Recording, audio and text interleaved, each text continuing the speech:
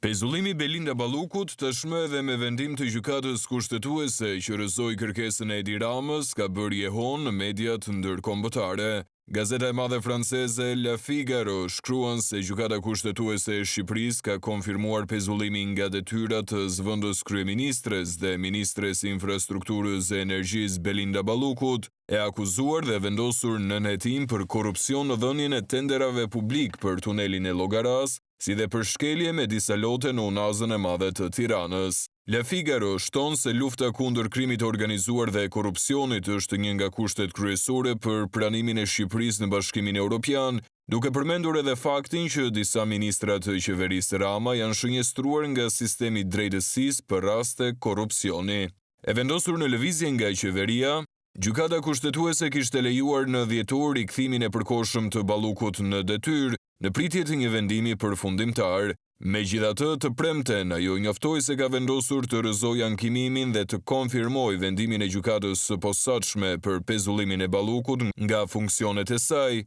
shkruan Le Figaro. Artikull sa i takon vendimit të gjykatës kushtetuese ka realizuar edhe agjencia e lajmeve Anadolu, e cila shkruan se alatja e ngushtë e Edi Ramës mbetet e pezulluar për shkak të një sër akuzash korruptive të cilat lidhen me të.